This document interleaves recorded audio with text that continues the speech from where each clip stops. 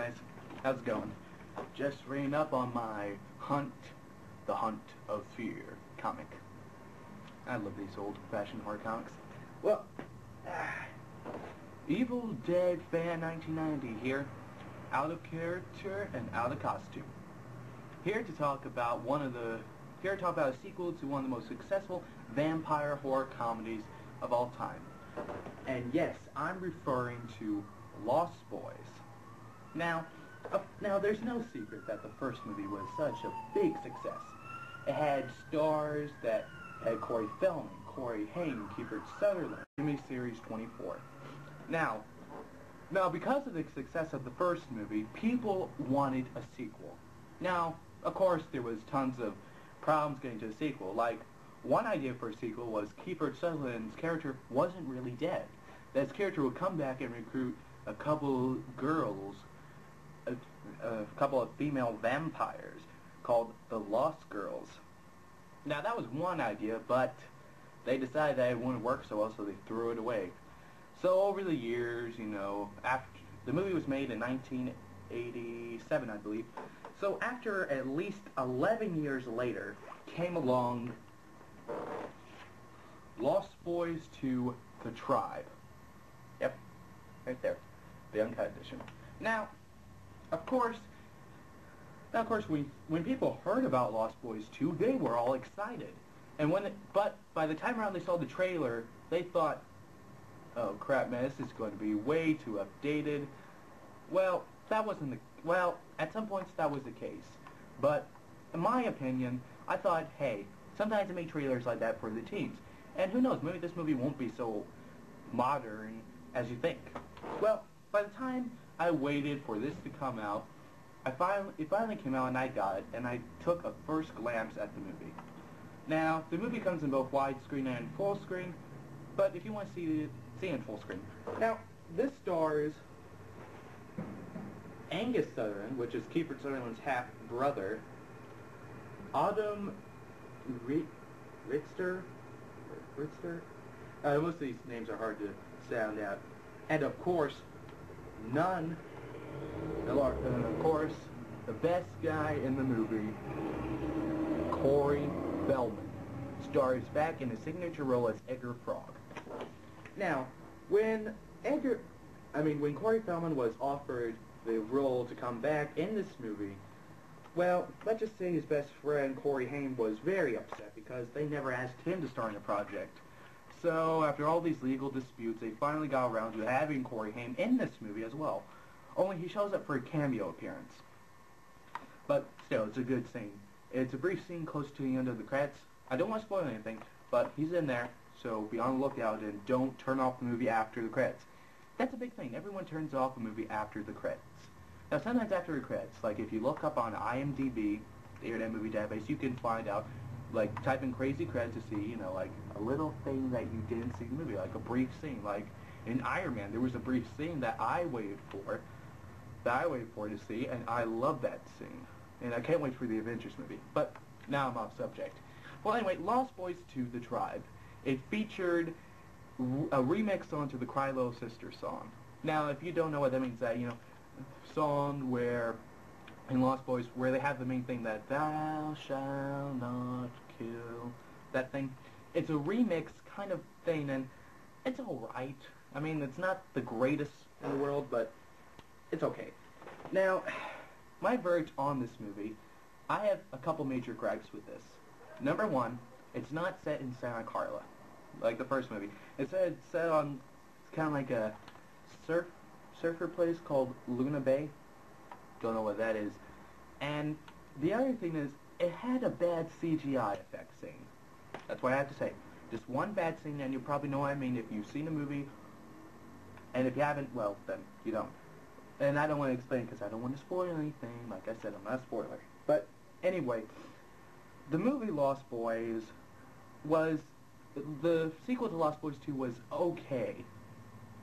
It was adequate. It wasn't great. And the things I missed from it was number two, now was the flying scenes. Now, like when they're in Lost Boys 1 where they're hovering over the beach and onto the carnival, it looks like you're actually flying. That's taken out. And in a way, this is kind of more like a retelling of the first movie. It's kind of more like a semi-remake and sequel. Not much like Evil Dead 2, just kind of getting close to there. And even though Cory Feldmen isn't in the movie that much, he steals the show. That's what I gotta say. He steals the show. He's got the great comedy, the humor, and everything. He's pretty funny on this. And the main features on here are the alternative endings, which has 2 different endings. Well, actually, the second ending is just like a little longer version with a few changes. And I would have to say I prefer the second ending overall.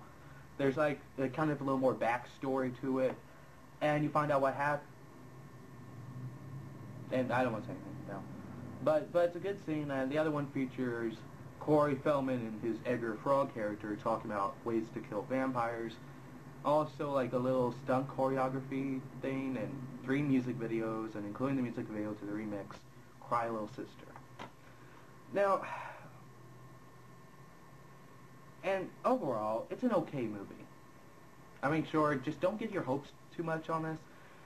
So, and it does have good humor to it. It does, and the vampire effects are pretty cool. It's kind of like a mix between 30 Days and Nights in a way, not like in the original where it was completely different with kind of yellowish, orange eyes and stuff. It's different. Now, I would say to those of you who are horror comedy fans, not fans of a particular movie like The Lost Boys, but if you're a horror comedy fan, then this is right up your alley. But if you're a true Lost Boys fan, then this is probably not. It's probably not the greatest. So, this is what I have to say. If you want to see it, rent it first. I'm not recommending you buy it. Rent it, and if you like it, then you can buy it. And this thing comes with digital copy, which I don't know how to use yet. You know, download onto your iPod, PSP, and computer. I haven't figured out how that works yet, but I will put this on my iPod, because overall, it is a good movie. And it's directed by PJ Perez. I think I'm saying that name right. The same guy who directed From Dusk Till Dawn 3. Now, I know what you guys are thinking. From Dusk Till Dawn 3 was a bad movie. But for those of you who said it's a bad movie, it's not. It's a good movie.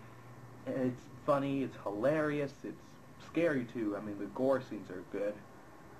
Well, I wouldn't call them gore, more like slimish gore scenes. Yeah. And this one actually makes good use with practical effects with CGI. Works out clean. And be on the lookout, because in the beginning it has a cameo by Tom Savini. And for those of you horror fans who know who Tom Savini is, oh yeah, he's in this. The first vampire you see. Kill vampires, besides the whole casual staking through the heart, but they introduce another way, and overall, this is my final verdict. I give it 3 out of 5. I know, that's not enough, but that's how good this is. It's an okay movie. 3 out of 5 stars for this. Nowhere near as good as the first one. So, in closing, if you want to see it, your choice. It's all up to you. I mean, the price is pretty good, and if you want to see it in the uncut version, because the uncut version is probably better. I haven't seen the R-rated version, but usually they are. So, that's all I have to say for now until my next review. Well, this is Evil Dead Fan 1990 saying good night and good luck. And that's right, I did not use any video footage to give examples because I do not want to get in trouble with copyright laws. Bye-bye. And stay on the lookout for my next review on Escape from LA, the sequel to Escape from New York. Bye-bye. Oh, and let me give a quick shout-out to Wet Movie 1, you're cool. harrisonm, love your shorts. And, of course, and Zomular, sorry if I said your YouTube name wrong, but I was happy to be in the Redneck Carnage thing you made. And hopefully you give me a call next time. And last but not least, my best friend, my first friend, Roswell1828 channel. You're awesome. Love your videos. Can't wait to see what you do next. Good night.